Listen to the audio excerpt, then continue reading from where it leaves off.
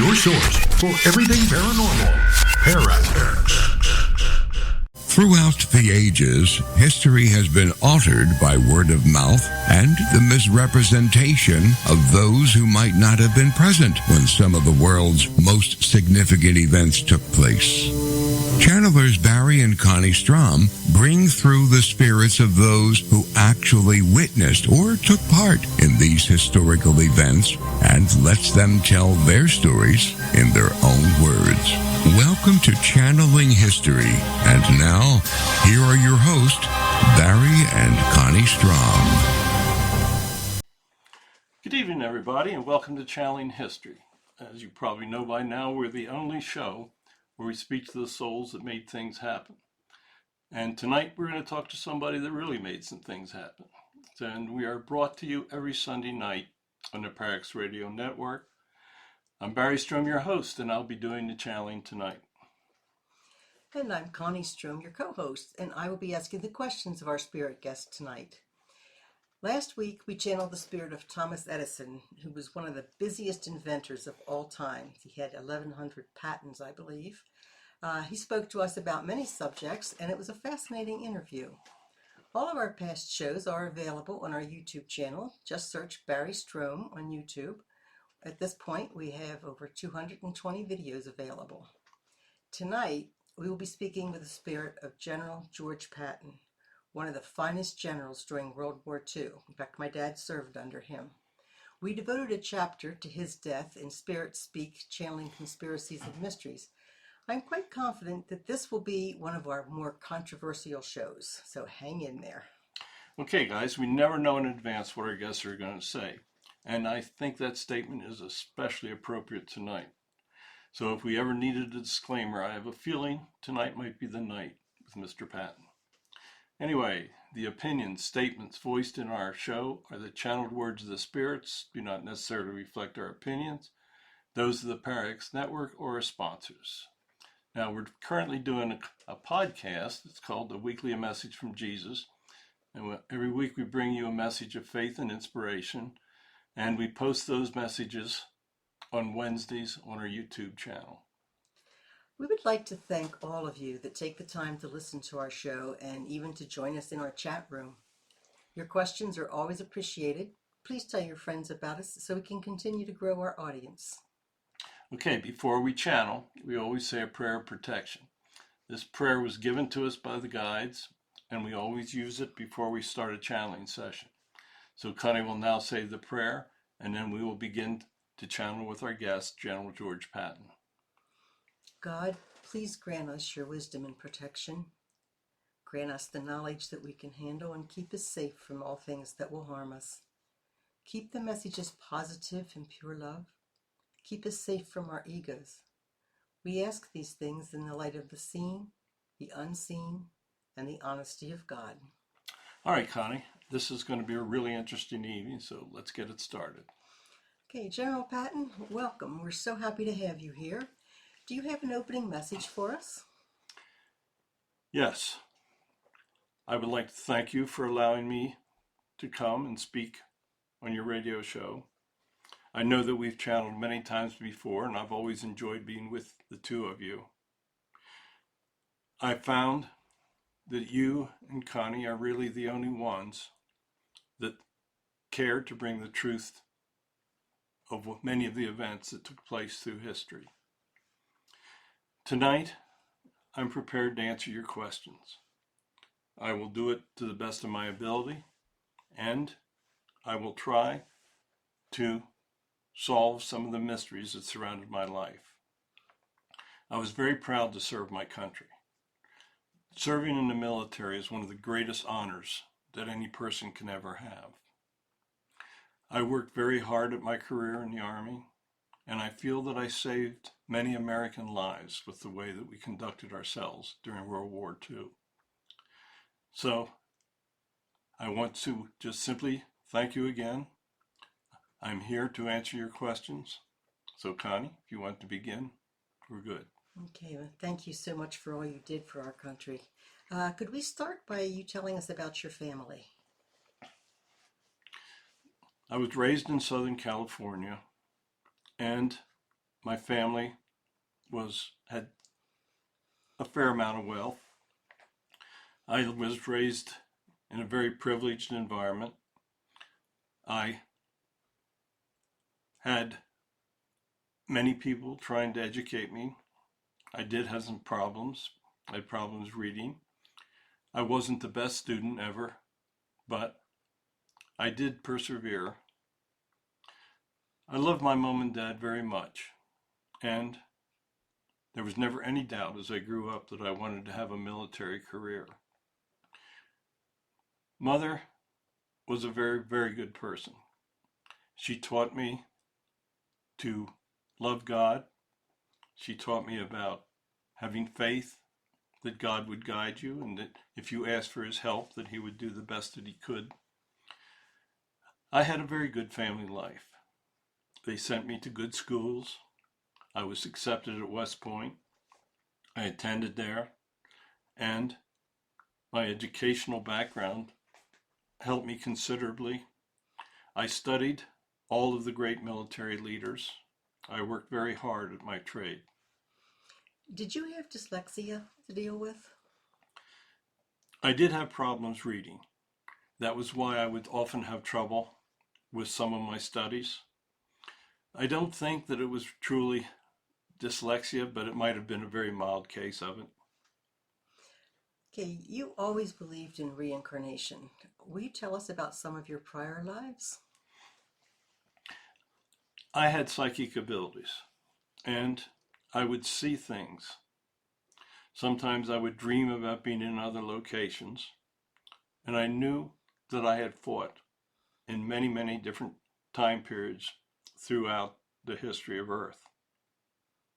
There were times that I fought for the Macedonians, I fought for the Persians, I fought in many, many small wars, I fought wars of revenge, and I fought many times to help protect the innocent.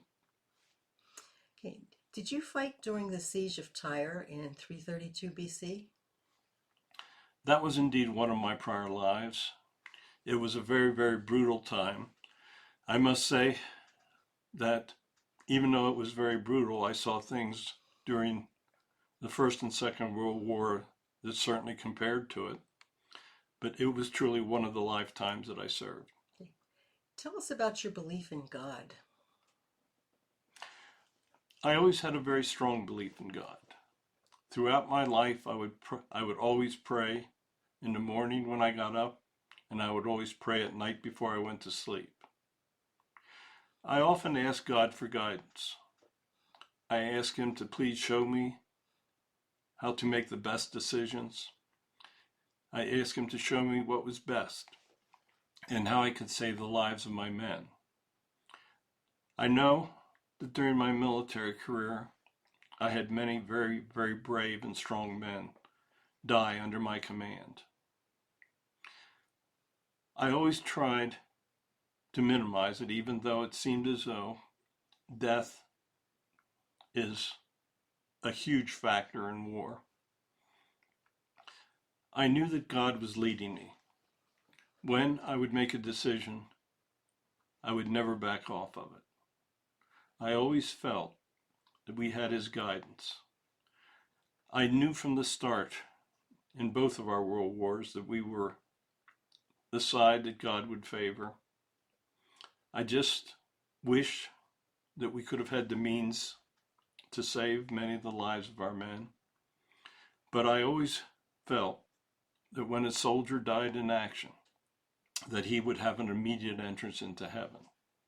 And now that I'm over here, I truly understand that often a military death is part of a life plan and part of a lesson that has to be learned.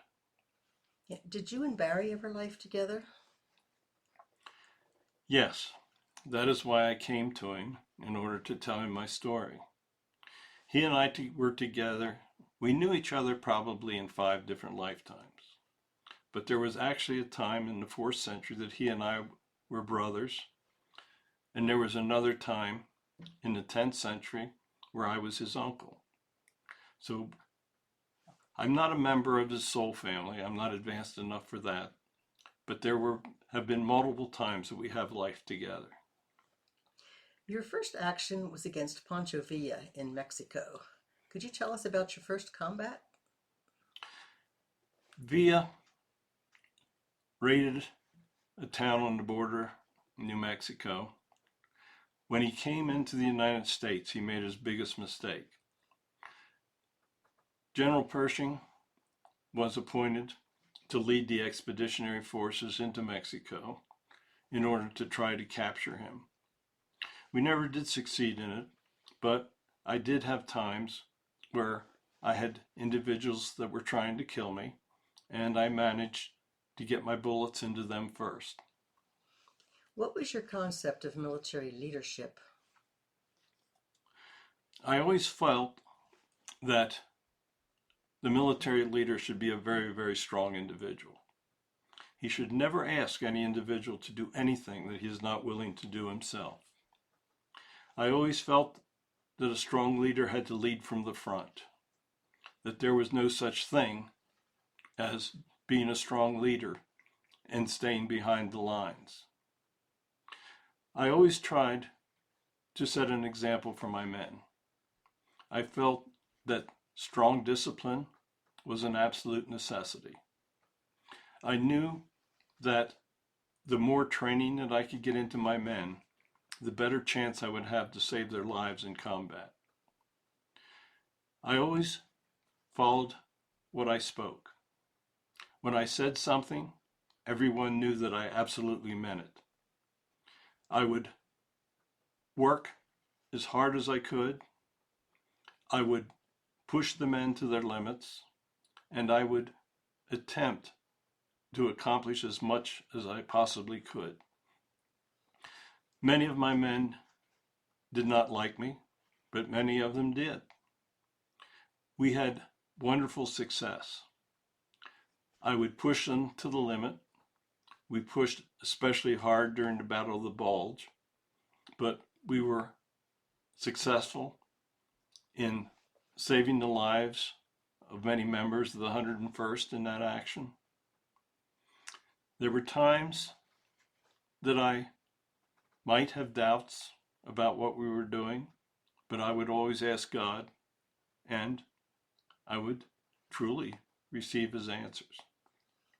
You led some of the first tanks in combat during World War I. What was it like in the early days of tank warfare? It was very difficult. First of all, the early tanks were incredibly hard on the tank crews. There would be great heat inside. They would have fumes. It was actually very difficult to be inside the early tanks. If you take time to look at some of the designs, you will realize that they were really quite difficult machines to use. During World War I, the trench warfare had brought things pretty much into a situation of deadlock. When one side would try to charge the trenches of the other, there would be great killing, great devastation. We were losing hundreds of thousands of troops over there. The armored vehicles actually gave us a way that we could approach the trenches and use our cannon and machine guns effectively without being hit with small arms fire. In those days, they did not have anti-tank weapons like they have today. Both sides tried to develop tanks very early in the war, and both sides tried to use them.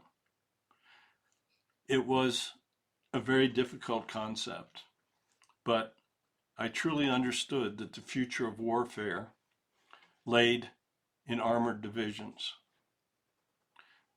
After World War I worked very hard to modernize the concept of armored warfare. We tried to convince the government that they needed to invest heavily in tanks and armored vehicles. Nobody wanted to really put the money up after World War I. They thought that they had solved the problems of the world, that the League of Nations would work. I always knew that our business in Europe was not as yet finished, and I worked very hard to try to guide our government into developing weapons that we would be able to use in the next major war. How were you wounded in World War I? I was leading my tank division from the ground, and I was hit by a machine gun shell. It hit my leg and did considerable damage. I was very reluctant to leave the field. I knew that my men were relying upon my leadership, but it was a quite serious wound, and I was hospitalized, and it took quite a bit of time for it to heal. Okay. General John Pershing was the commander of the American Expeditionary Forces in World War I. Could you tell us about your relationship with General Pershing? I first got to serve under Pershing in Mexico when we were trying to chase Villa down. He was a very good general. In those days, you have to understand that modern technologies and killing weapons were advancing faster than military tactics. John tried to do his best. He made some bad decisions. One of them was to try to take our troops over during the terrible flu epidemic.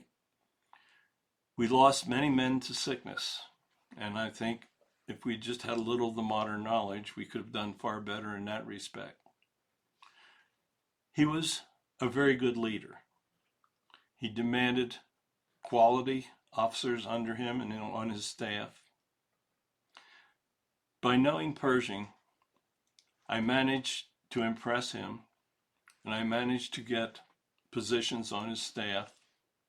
He came to a point that he understood and would listen to many of my recommendations. I have nothing but good words to say about the general. Your first command during World War II was in North Africa, where you faced the German commander Erwin Rommel.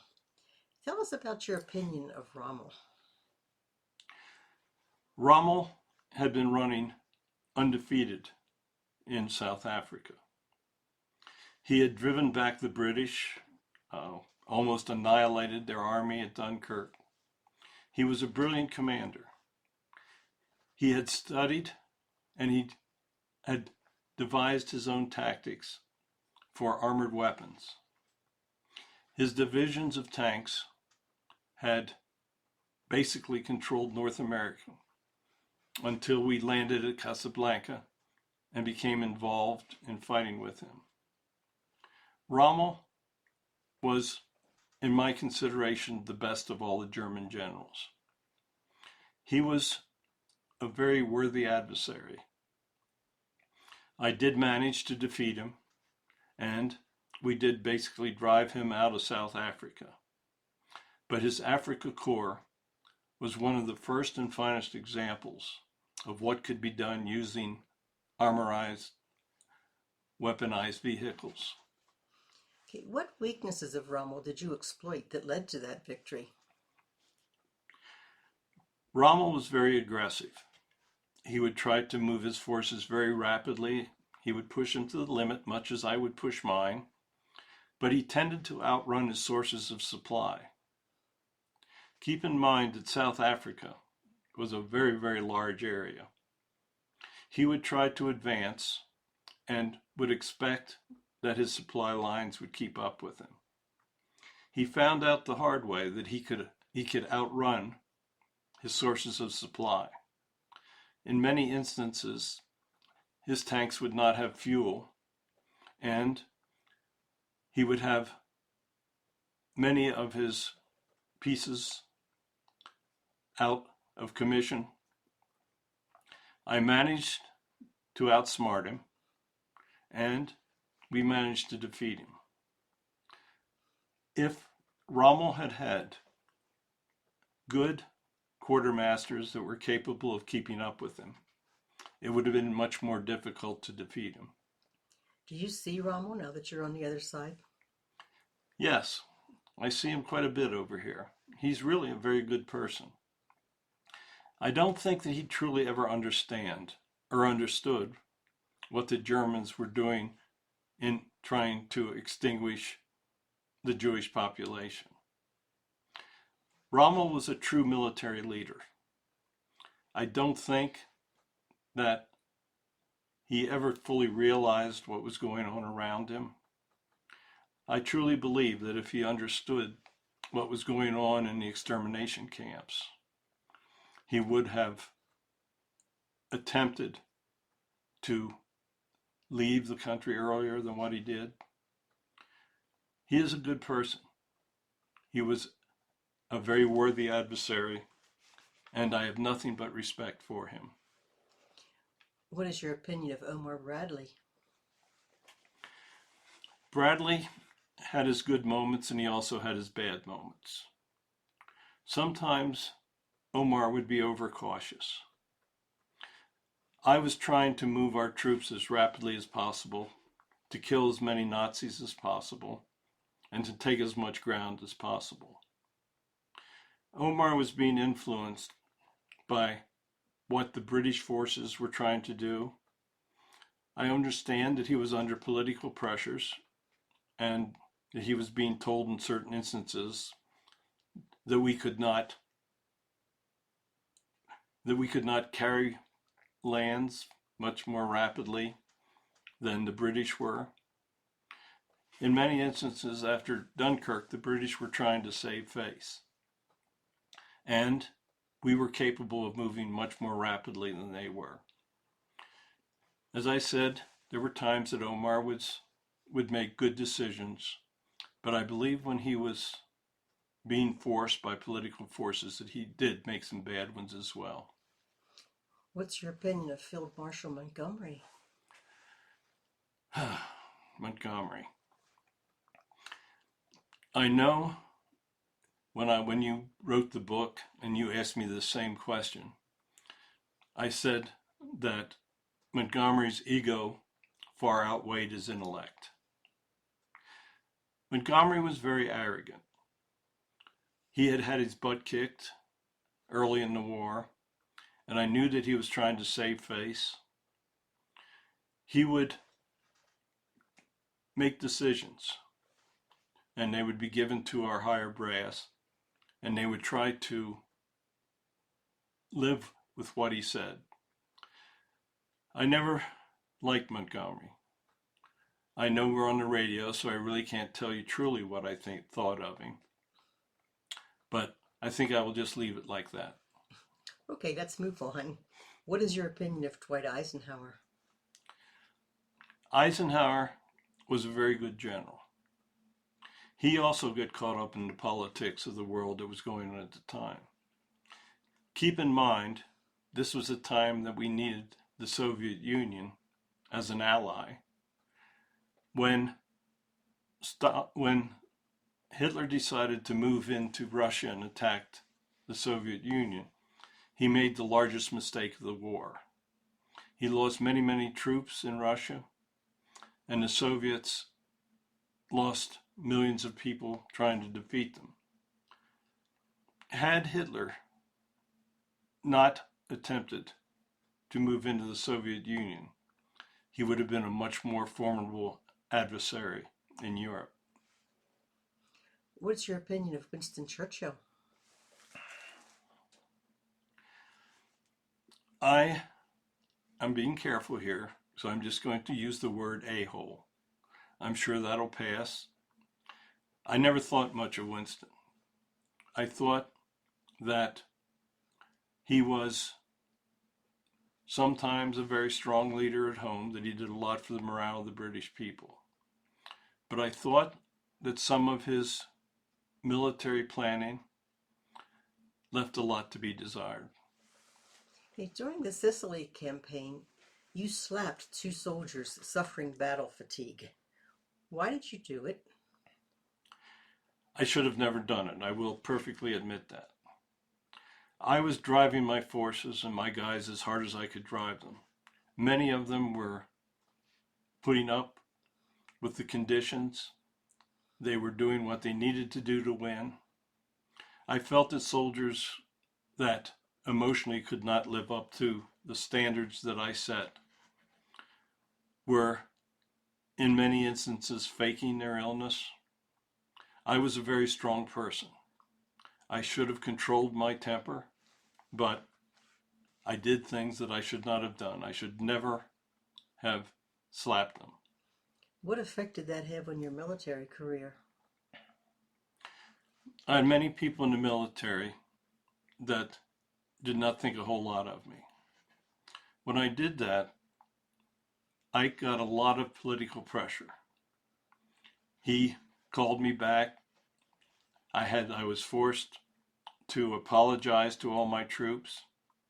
And I think that when they were choosing the leadership for the Normandy invasion, that what I did in Sicily played a large role in the fact that I was not part of D-Day. So what role did you play in the Normandy invasion? We set up a false army. I had blow up tanks. We made cannons out of wood. We pretended that we would be leading an invasion at the city of Calais. Hitler believed that I was the strongest leader and that I would play a huge role in the invasion of Europe when it came. When they attacked on D-Day, Hitler actually withheld panzers because he thought that I would still be leading the true invasion north of Normandy.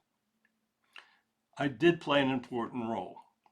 Had I not been successful in pretending that this was going to be the point of attack, he would have been able to bring much more forces to bear on Normandy, and perhaps could have even driven us off the coast.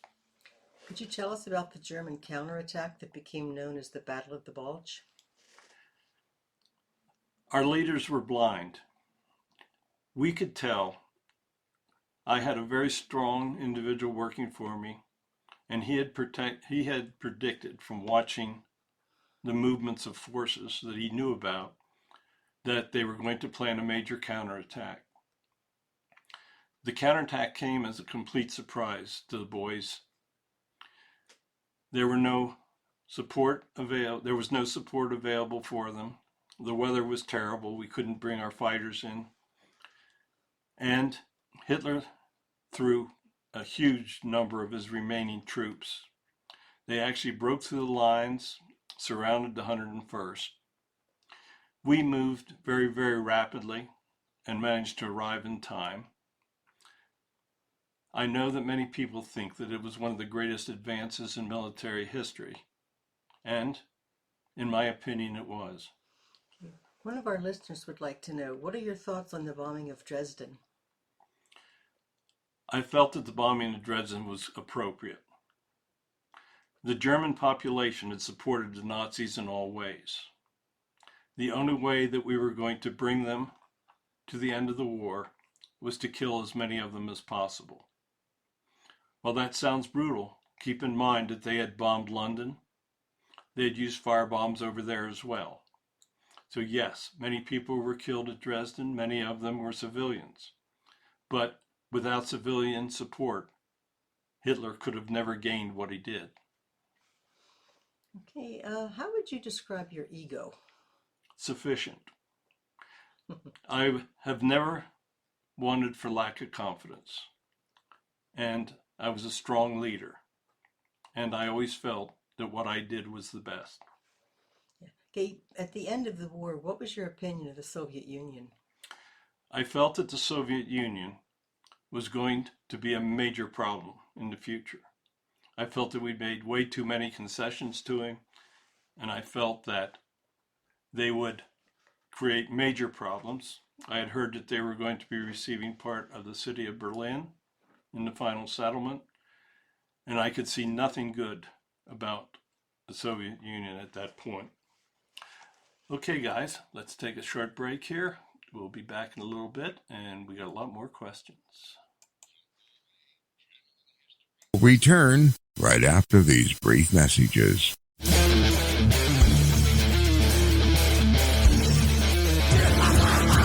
In order for the light to shine so brightly, the darkness must be present. Tune in every Monday at 10 o'clock for Dark Sun Rising on the Para-X Radio Network. Hi, this is Marla Brooks from Stirring the Cauldron. Thursdays are a great night on the Para-X Radio Network. We start off the evening with Journey into the Light, Chapter 3, with your hosts, Psychic Little T and Tabby Cat Gash at 7 p.m. Eastern. Then, on the first and third Thursdays of the month at 8 p.m., it's Tango and Friends, hosted by Bruce Tango. And on the alternate Thursdays at 8 p.m., tune in to Stirring the Cauldron, the Archive podcast. Every week at 9 p.m. Eastern, join me on Stirring the Cauldron Live. And then at 10 p.m., stick around for New Aeon Now with Lily Alley, Davron Michaels, and Christine Matza. Finally, to round out the night, join Dr. Kelly Renee Schutz on the Paranormal Encounters podcast. All this every Thursday, right here on Para-X. Have you ever wondered what Jesus and his followers would say if you could receive their messages today? In his new book, Spirits Speak, Channeling Jesus and the Holy Spirits, channeler and author Barry Strohm answers those questions for you. Using his gift of spirit communication, he brings you messages from such Holy Spirits as Moses, John the Baptist, Mary Magdalene, Mother Mary, Jesus, and even Mother Teresa and the Reverend Billy Graham. They discuss topics that are important for contemporary life in these troubled times. Spirits Speak, Channeling Jesus and the Holy Spirits is available on Amazon, Barnes & Noble, and other booksellers. Signed copies are available on the author's website, spiritspredict.com. After reading this book, you will never again say, "What would Jesus say or do?"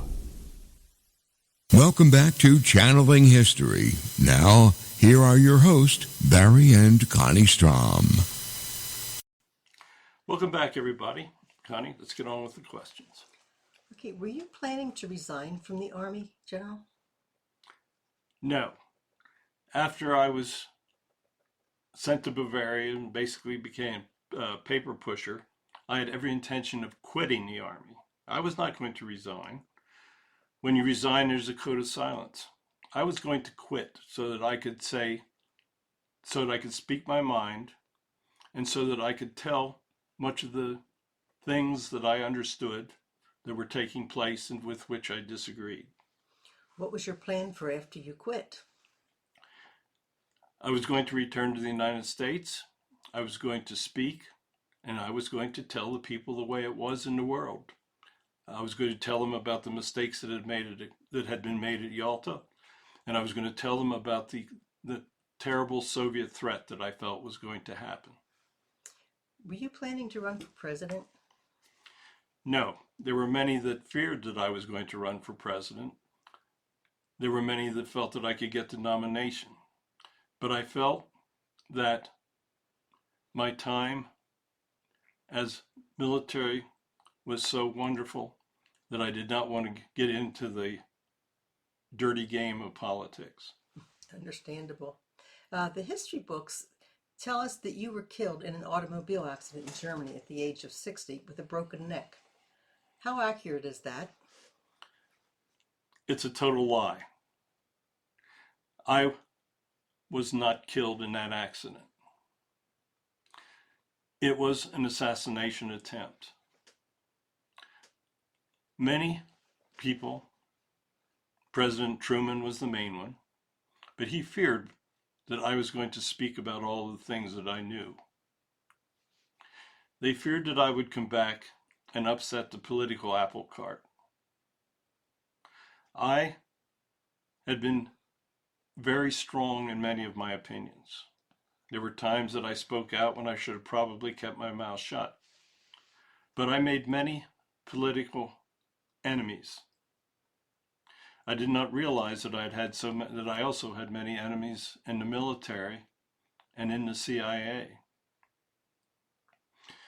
Our own government developed a plan for my assassination. They created a minor traffic accident and told the public that I had broken my neck in the accident. They told the public that I had passed several days after the accident, and they made a big show of the fact that I was going to be buried in a military cemetery in Europe. Now keep in mind that when any high-ranking officer had been killed, their bodies were brought back to the United States and put in Arlington or one of our national cemeteries. They created the concept that I had been buried in Europe. The accident did not have the results they wished. They were trying to show that Nazi sympathizers had killed me. They attempted to hang me. They drugged me. They did many things, and they broke my neck. I think they felt confident that I would die from the injuries. They took me to the hospital where they could control the environment, and I was actually improving. I was badly injured. I could not move my arms or my body, but I was physically improving. They brought out the story that I had passed. They told my wife that I had died, and they secretly brought my body back to the United States. I was placed in a secret underground hospital in Virginia, and I was there for a period of time approximating about 4 years. I was then transported to a military hospital in California. It was a secret area of the VA hospital near Nobbs Hill. And there I was kept a prisoner. I was given false names. I was kept alive. And I was basically held prisoner. My body degenerated, obviously, and it was not until 1963 that I actually died. My own government held me hostage for 18 years. It was a terrible time, but I will tell you this, they never broke me. I tried to stay as strong mentally as I could until the end. And when I finally did die, they took my body to sea and disposed of it.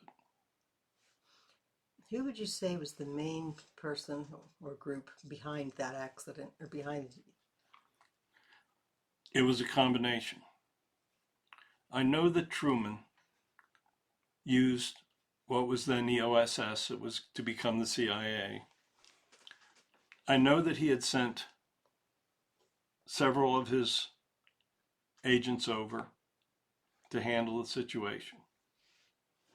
But there were also members of the military close to me that were aware.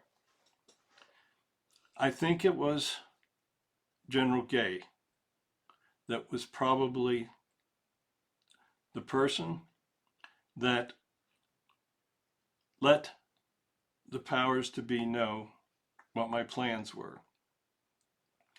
I had told him that I had planned to quit the Army and that I had many things that I wanted to say.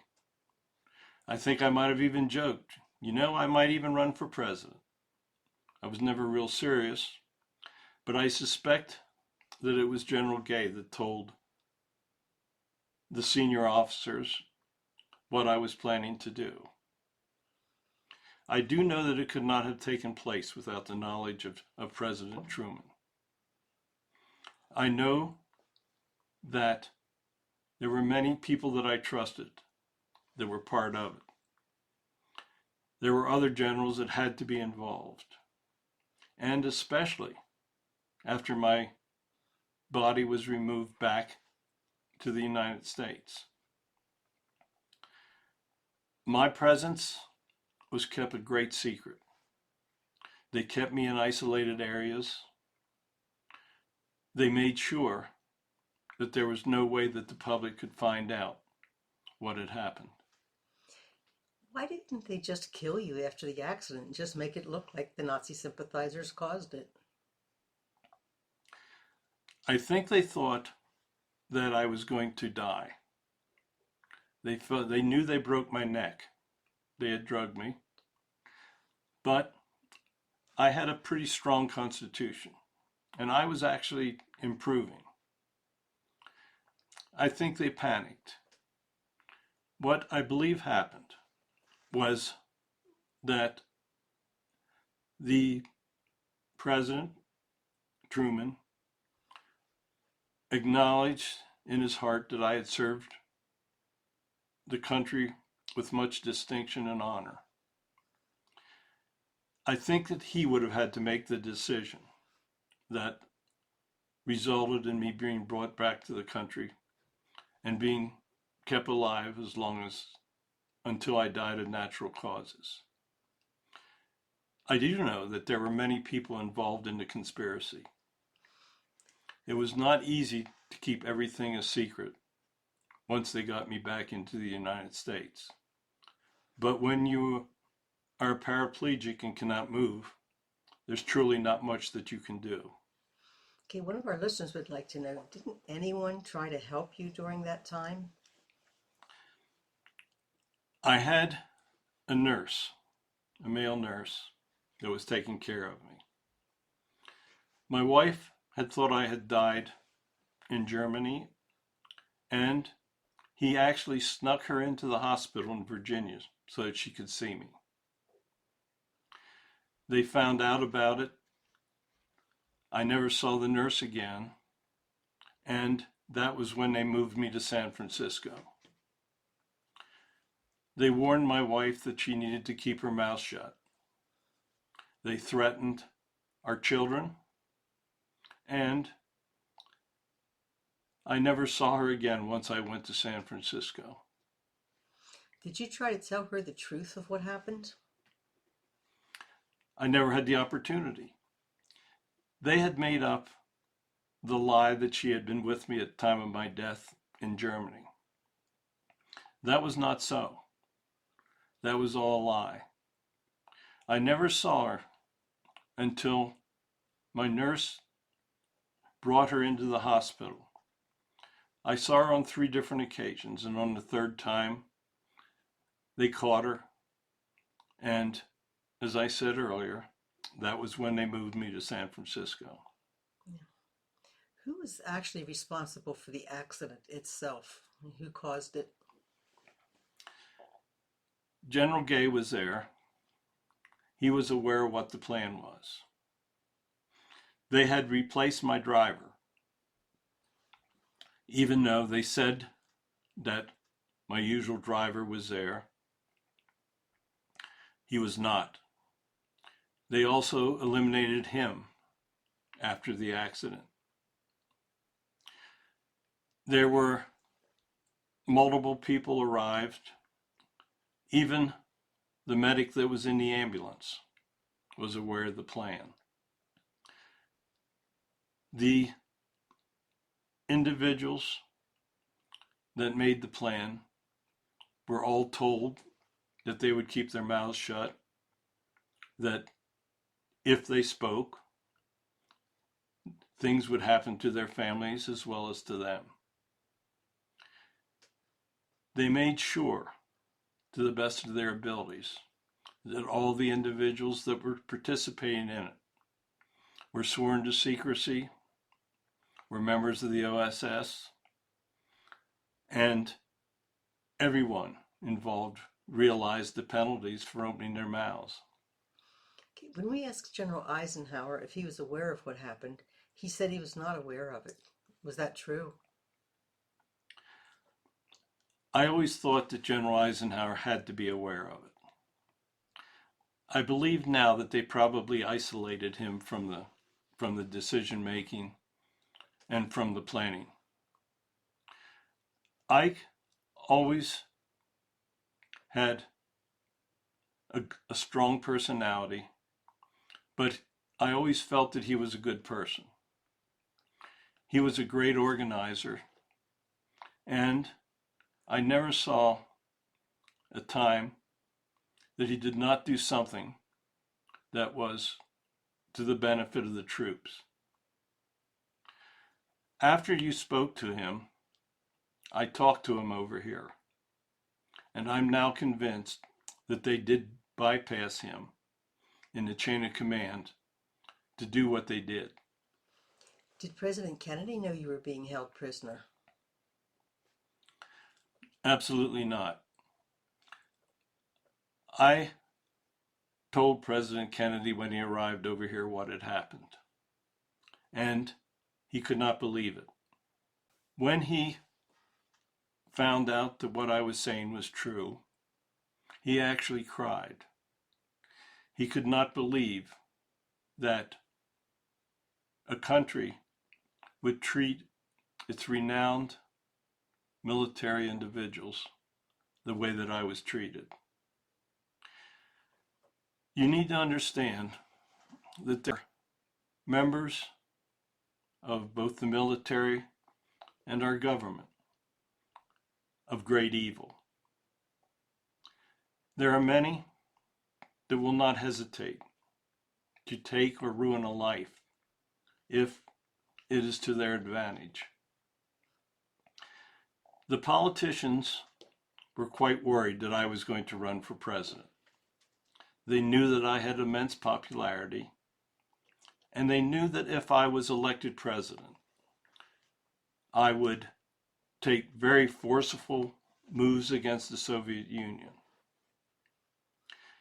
Keep in mind that Roosevelt wanted the United Nations to function after the war was over, and he knew that the Soviet Union would have to be a vital member for everything to work out in the long term.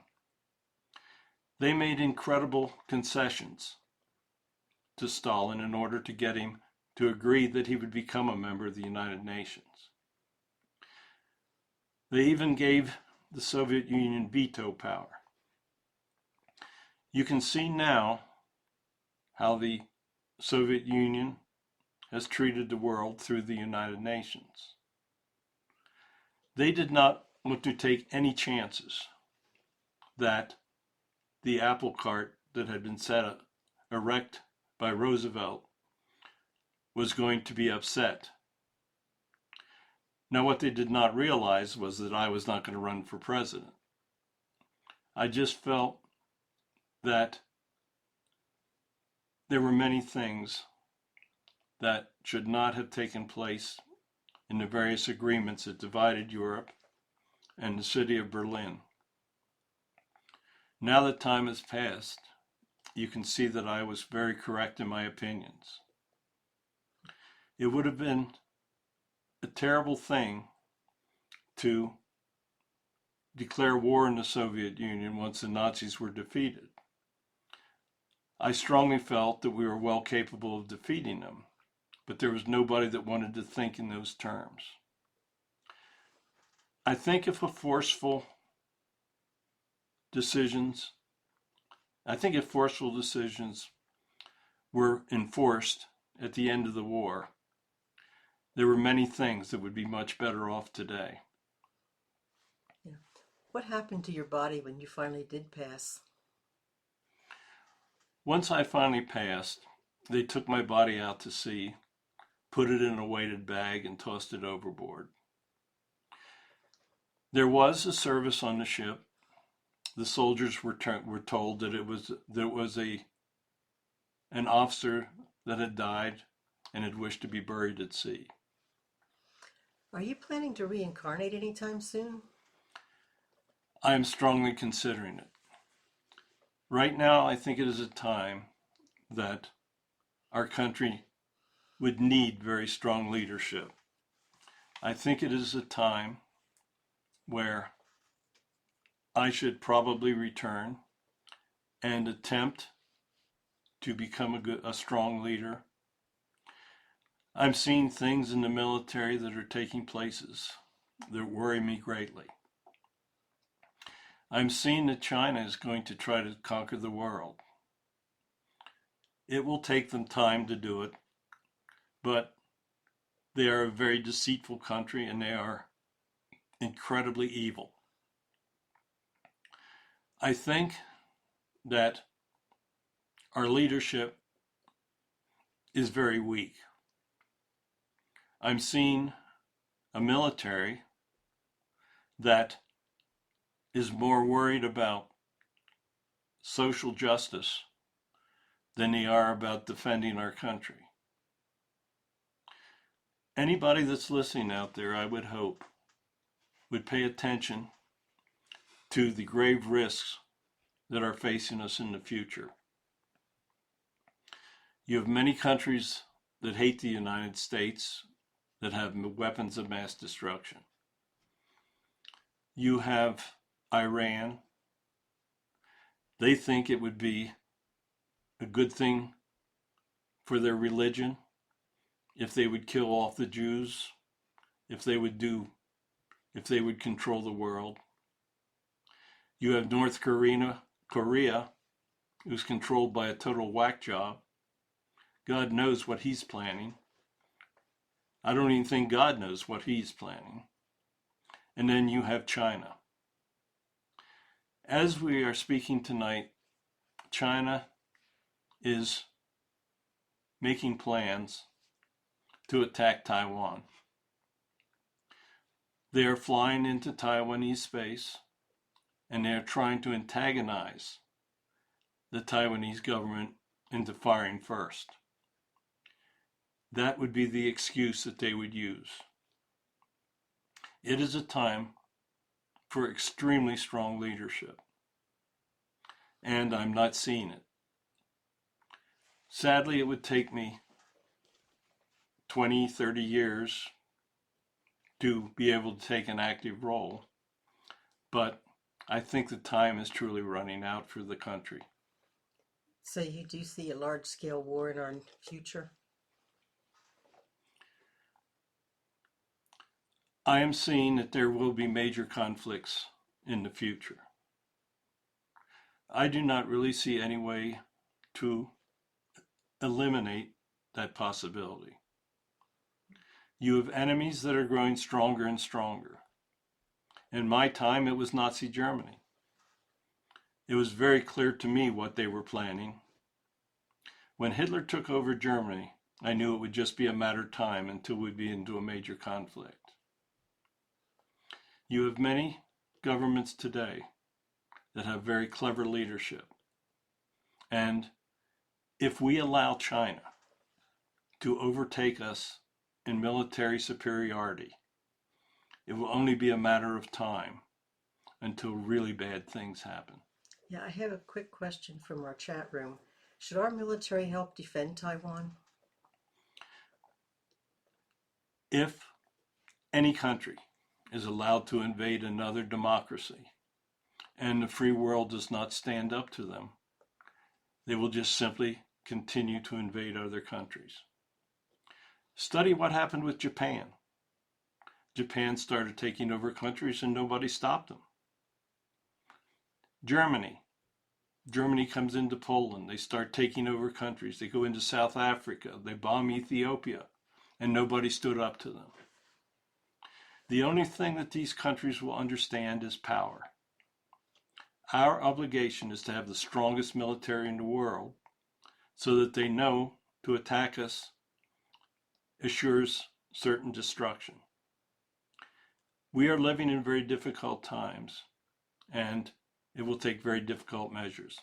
General, thank you so much. Do you have a final message for us? Yes. Thank you very much for allowing me to tell my story. I know there are many, many out there that will never believe it, but it happened. I have been very consistent in my stories since I've been able to tell it. I hope that people will listen, and I hope that people will come into government that will never allow such a thing to take place again. It is a time where you must strengthen the military. I know there are many out there that think that peace is the answer. The only way that you will obtain peace is through a strong military. You have to be so good that nobody will attack. That was my theory. In life, I moved my armies as quickly as possible. You need to move your military as quickly as possible to assure that you have the strength to deter anyone that would attempt to wage war. The other country needs to know that mutual destruction is absolutely assured. If they know that there will be nothing for them in the end, they will act differently. If they think they can push you around without repercussions, they will push you around. Keep that in mind. So thank you very much for allowing me to come through tonight. I appreciate being able to speak my mind. If you would like me to return, I will do it if I have not reincarnated at that time. Thank you so much, General. I really appreciate it. Yes, it was about as interesting as I knew it was going to be. Thank you very much. Next week, we're going to be channeling the spirit of Walt Disney. It's going to be very interesting to ask what he thinks of the current Disney Corporation. You can submit questions, suggestions for future guests through our email, Channeling History, on parax@gmail.com. My 7th book, Spirits Speak, Channeling Jesus and the Holy Spirits, is available on Amazon, Barnes & Noble, and wherever books are sold. We have it on Kindle for $2.99, so it can be available for anybody. Next week, we will once again have a very interesting show. I know Mr. Disney will have some excellent answers, and we have some excellent questions for him. All our shows are available on our YouTube channel, My Name Barry Strohm, where you can download them. Go to Podomatic.com and search Channeling History. Thank you for listening. Please join us on Sundays at 9 p.m. Eastern Time on the ParaX Radio Network. Thank you all for joining us. God bless you all. Have a wonderful week. Next week for another electrifying episode, as we never know who will make an appearance or who will come through the portal. Any rebroadcast or other use of this program without explicit permission is strictly prohibited. Copyright 2020. Our Story Begins by Kevin MacLeod, licensed through Incompetech.com.